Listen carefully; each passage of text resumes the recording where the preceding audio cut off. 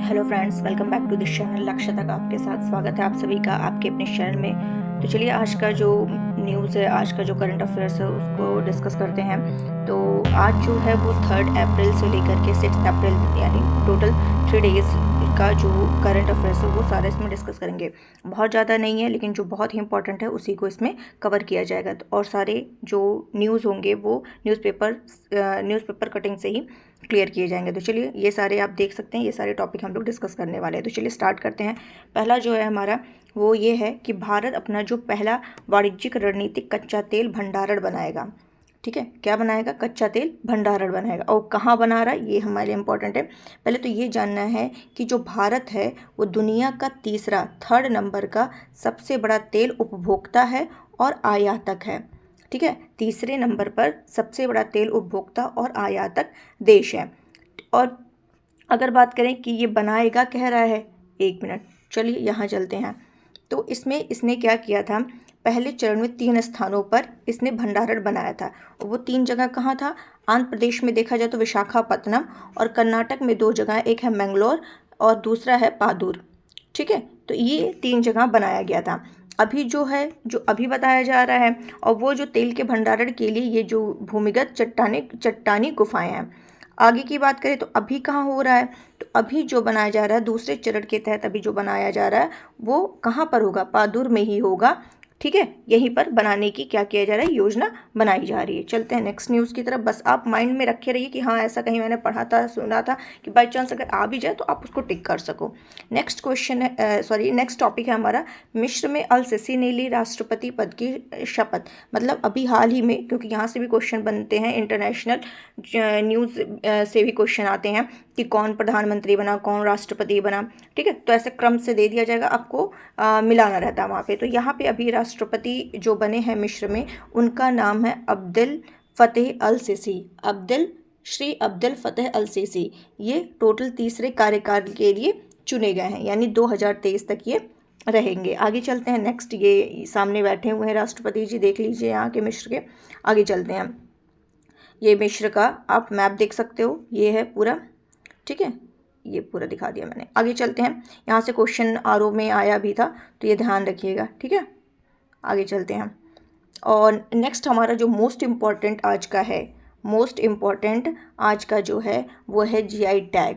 ठीक है, अभी तक जो था जीआई टैग के मामले में टॉप जो स्टेट था, जीआई टैग के मामले में टॉप स्टेट जो था वो कौन सा था? वो था हमारा वो था तमिलनाडु, एंड सेकंड पे था यूपी। बट अभी का जो करंट न्यूज़ है वो ये है कि फर्स्ट पे जीआई टैग के मामले में जो स्टेट है वो बन गया है उत्तर प्रदेश।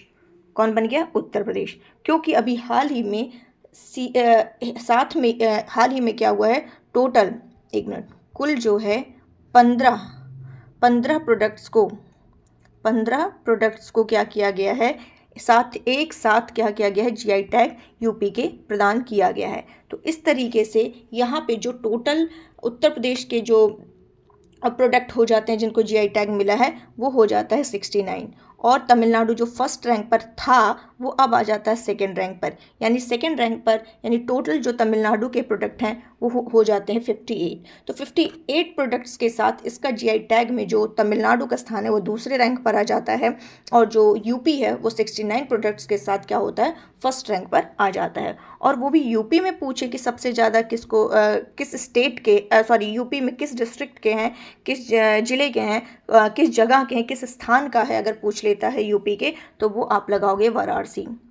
ठीक है, क्लियर हो गया होगा। अब चलिए इसके बारे में डिस्कशन करते हैं कि उत्तर प्रदेश में, क्योंकि यूपी का जो अगर यूपी का एग्ज़ाम दे रहे हैं तो जैसे आरओ का हो गया, यूपी पीसीएस का हो गया, तो यहाँ से क्वेश्चन पूछ लेगा कि बताइए ये जो प्रोडक्ट है जो जीआई टैग मिला यूपी के किस जगह से दिया गया है। तो वो हमें सारे जो 15 अभी रिसेंटली प्रदान किए गए हैं वो हमको जानना जरूरी है।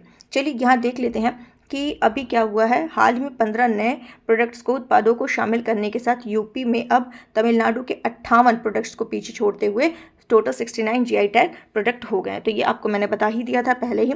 आगे चलते हैं। और ये देखिए 30 प्रमाणित उत्पादों के साथ पवित्र शहर वाराणसी जीआई टैग वाली वस्तुओं के उत्पादन में अग्रणी बन चुका है। तो ये भी आपको ध्यान रखना है। आगे चलते हैं, कौन कौन से प्रोडक्ट को यूपी में जीआई टैग प्रदान किया गया अभी हाल ही में, तो है बनारस ठंडाई। ठंडाई पता होगा आप लोगों की, ठंडाई किसको कहते हैं, जो कि एक दूध आधारित पेय है, पीने वाला पदार्थ है।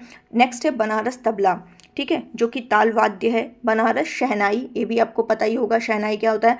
बनारस लाल भरवा मिर्चा, जो अचार होता है मिर्चे का, वो भी इसको बनारस का है, फेमस है, तो ये इसको जीआई टैग प्रदान किया गया है। नेक्स्ट है वाराणसी की एक फल है, फल की किस्म है, फल का एक प्रकार है, उसका नाम चिरई गाँव करौदा, ठीक। करौंदा तो आप सुने होंगे, लेकिन चिरई गांव करौंदा है, ये आपको ध्यान रखना, वो भी बनारस का है। नेक्स्ट है बनारस लाल पेड़ा, ये भी एक मिठाई है, पता ही होगा, पेड़ा खाए होंगे सब लोग, ठीक है। नेक्स्ट है बनारस मूरल पेंटिंग, एक पेंटिंग है मूरल, बनारस की है। और नेक्स्ट है जौनपुर इमरती, इमरती ऐसे पूछ लेगा, इमरती बताइए भैया कहाँ का है, तो ये कहाँ का मिला है जीआई टैग, जौनपुर का है। जौनपुर वाले जो होंगे उनको तो अच्छे से याद हो जाएगा, और जा करके एक बार फिर से इमरती खाइएगा।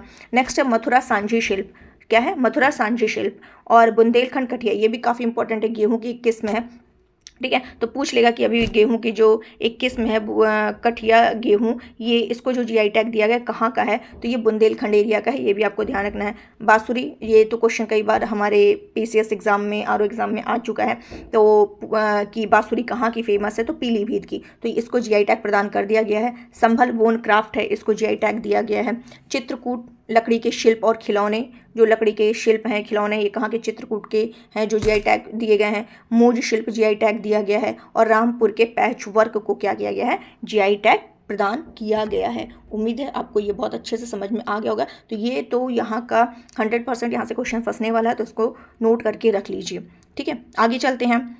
ये जो मैंने अभी गेहूं की बात की है कि बुंदेलखंड गेहूं की किस्म को जीआई टैग मिला है, तो चलिए देखते हैं कि जो बुंदेलखंड क्षेत्र है वहाँ पे जो गेहूं है उसको स्थानीय रूप से कठिया गेहूं के रूप में जाना जाता है, ठीक है। क्या कहा जाता है, कठिया गेहूं के रूप में जाना जाता है, इसी को जीआई टैग दिया गया है। अब इसको क्यों दिया गया है देख लेते हैं, इसका मतलब क्या है, इसका ये जो है इसके बारे में देख लेते हैं। तो ट्रिटिकम ड्यूरम के रूप में, ट्रिटिकम ड्यूरम के रूप में ये इसको वर्गीकृत किया गया है, और ये अपनी कठोरता के लिए क्या है, फेमस है। इसे ड्यूरम गेहूं, दलिया, पास्ता गेहूं या माइक्रोनी गेहूं जैसे नाम मिलते हैं, तो ध्यान रखिएगा, इसको सारा नाम आपको ध्यान रखिएगा। और ये उत्पादन का केवल एक कितना 5 से 8% ही होता है, इसके बावजूद भी ये क्या है, इसका जो पोषण है वो काफ़ी मूल्यवान है। आगे चलते हैं।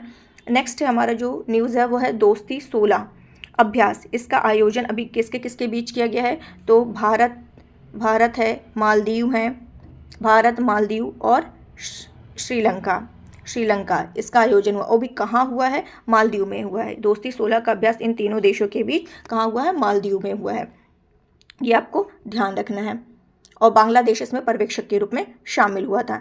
नेक्स्ट है अग्नि प्राइम का अभी हाल ही में परीक्षण किया गया है, DRDO ओडिशा का जो अपतटीय क्षेत्र है, APJ अब्दुल कलाम द्वीप से इसका सफल परीक्षण किया गया है। वो भी SFC ने DRDO के साथ मिलकर इसका क्या किया है, परीक्षण किया है, ठीक है। SFC का मतलब सामरिक बल कमान ने जो है DRDO के साथ मिलकर के ये इसकी जो मारक क्षमता है, देखिए यहाँ लिखा हुआ 1000 से 2000 किलोमीटर इसकी क्या है, मारक क्षमता है, इसका भी हाल ही में परीक्षण किया गया है, तो ये भी आपको ध्यान रखना है, काफ़ी इंपॉर्टेंट है। नेक्स्ट न्यूज़ क्या है, ये है राष्ट्रीय प्रसिद्धि पुरस्कार 2024 से अभी सम्मानित किया गया, किसको किया गया है, डॉक्टर कार्तिक कोम्मुरी को सम्मानित किया गया। क्योंकि ये किस लिए फेमस हैं, तो ये अपने रोगी देखभाल और ऑर्थोडोंटिक्स और दंत चिकित्सा में समकालीन अभ्यास के प्रति प्रतिबद्धता के लिए प्रसिद्ध है। तो ऐसे दे सकता है कि इनको कार्तिक कोम्मुरी को दिया गया है, और ये पुरस्कार दिया किस क्षेत्र से संबंधित है, तो ये सब आपको पूरा जानना जरूरी है। तो नेक्स्ट है हमारा, और काफ़ी इंपॉर्टेंट है, कि भारत दुनिया का दूसरा सबसे बड़ा, भारत जो है किसमें, एल्यूमिनियम उत्पादक में किस नंबर पर है, भारत 2nd नंबर पर है, ठीक है। वहीं चूना पत्थर के उत्पादन में देखें, चूना पत्थर के उत्पादन में तो भारत किस नंबर पर है, 3rd पर है। वहीं लौह अयस्क के बारे में पूछे, भारत किस रैंक पर है, तो 4th रैंक पे है। तो ये आप कहीं एक जगह नोट कर लीजिए, क्योंकि ऐसे क्वेश्चन पूछे जाते हैं एग्जाम में, ठीक है। तो अपडेट रहा करिए, और बाकी तो मैं आप लोग को अपडेट करती रहूँगी, बस आपको क्या करना है, नोट करना है, रिवाइज़ करते रहना है। बाकी एग्ज़ाम जब आए तो आप एकदम बस क्या करिएगा, एक बार बस रिवाइज़ करना रहेगा और आपका फटाफट सारा आंसर लग जाएगा। तो चलिए आज के लिए बस इतना ही रखते हैं, फिर 2-3 दिन का न्यूज़ एक साथ फिर कवर करेंगे। तब तक के लिए इतना ही रखिए, अच्छे से पढ़ते रहिए। Thank you so much.